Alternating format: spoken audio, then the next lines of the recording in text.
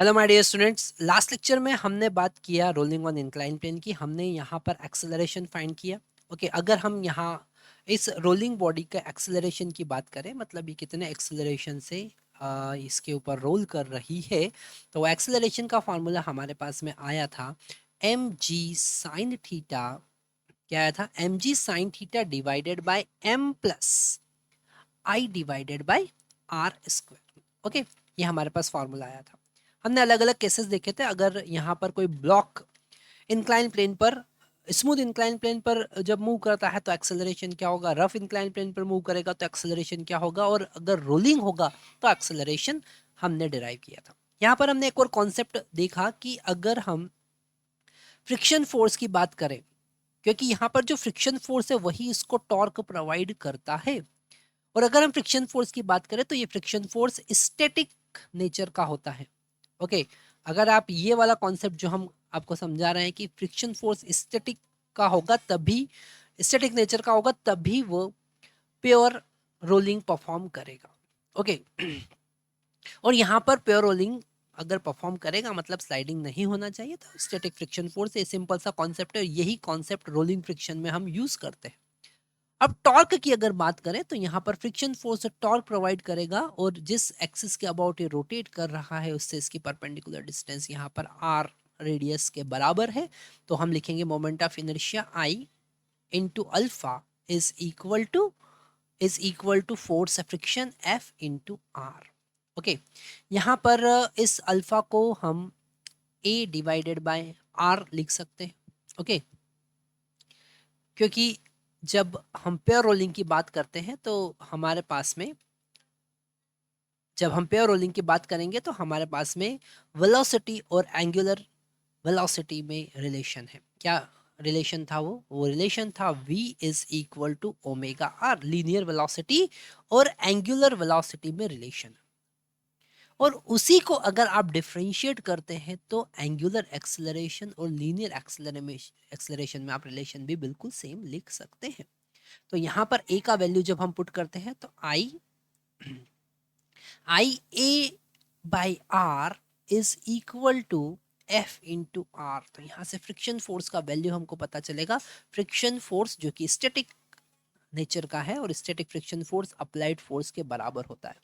Okay, तो यहाँ पर एम जी साइन थीटा और एक्सेलरेशन के रिजल्टेंट जो यहाँ पर एफ हमको मिल रहा है वो मिलेगा I by are square into acceleration a. अब एक्सेलरेशन ए का वैल्यू तो हम फाइंड कर चुके हैं, तो यहाँ पर फ्रिक्शन फोर्स का वैल्यू हमको पता चल जाएगा। ये काइनेटिक फ्रिक्शन फोर्स नहीं है, ये काइनेटिक फ्रिक्शन फोर्स नहीं है। इसको आप म्यू के इनटू नॉर्मल रिएक्शन के बराबर बिल्कुल नहीं लिखेंगे। ओके, तो ये स्टैटिक फ्रिक्शन फोर्स है, F is equal to I by are square into acceleration का वैल्यू हमने फाइंड किया था M G sine theta divided by M plus I divided by R square. Okay, इस आर स्क्वायर का LCM लेके अगर हम कैंसिल करते हैं तो एफ का जो फाइनल एक्सप्रेशन हमको मिलेगा वो मिलेगा एम इंटू जी इंटू आई फ्रिक्शन फोर्स। ये एफ क्या है? Friction force. Okay, friction force, friction force, और ये फ्रिक्शन फोर्स स्टैटिक नेचर का है। इसका वैल्यू है M G sine theta into I divided by इस आर का इधर मल्टीप्लाई हो चुका है तो एम आर स्क्वायर, और डिनोमिनेटर में जो आर स्क्वायर हमको मिल रहा था वो हम कैंसिल कर चुके हैं, प्लस आई। तो ये हमारे पास फ्रिक्शन फोर्स का एक्सप्रेशन आता है। अब हमको ये पता है कि फ्रिक्शन फोर्स जो है वो फ्रिक्शन फोर्स स्टैटिक नेचर का होना चाहिए, मतलब F should be less then mu S into normal reaction. Okay, हम यहाँ पर बात कर रहे हैं कैसे आप लिमिटिंग फ्रिक्शन कोफिशिएंट फाइंड करेंगे। ओके, रोलिंग के लिए what should be the minimum friction coefficient, minimum friction coefficient.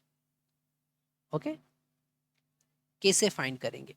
तो यहाँ से हमको मिनिमम कितना फ्रिक्शन कोफिशिएंट होना चाहिए रोलिंग के लिए वो हम फाइंड कर रहे हैं। एम का यहाँ पर एफ का वैल्यू पुट करेंगे। एफ का वैल्यू कितना हो जाएगा? M G I into sine theta divided by M are square plus I should be less than, और अगर हम मैक्स लिमिटिंग की बात करें तो इक्वल टू भी हम यहाँ पर यूज कर सकते हैं म्यू एस, और नॉर्मल रिएक्शन कितना है एम जी कॉस थीटा।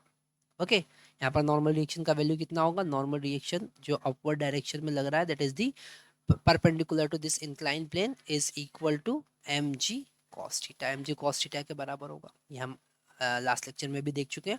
तो यहाँ पर एम जी से एम जी हम कैंसिल कर सकते हैं, और mu S should be greater or equal to, यहाँ पर sine theta divided by cos theta, ये साइन थीटा और कॉस थीटा को डिवाइड में लेकर आएंगे तो वो हो जाएगा टेन थीटा, मतलब I tan theta divided by I plus m are square. ठीक है, ये हमारे पास में लिमिटिंग फ्रिक्शन कोफिशिएंट का वैल्यू पता चला।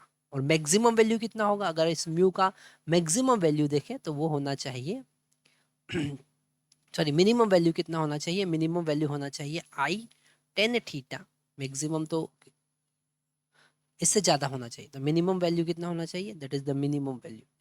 मिनिमम वैल्यू कितना होना चाहिए, मिनिमम वैल्यू यहाँ पर होना चाहिए I plus m are square. Okay, I tan theta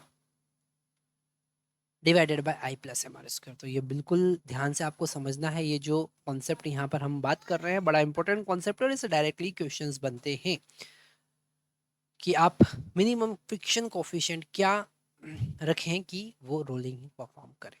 ठीक है, इससे कम अगर हमने रखेंगे तो वो स्लाइड करने लगेगा, वो रोलिंग परफॉर्म नहीं करेगा। Thank you.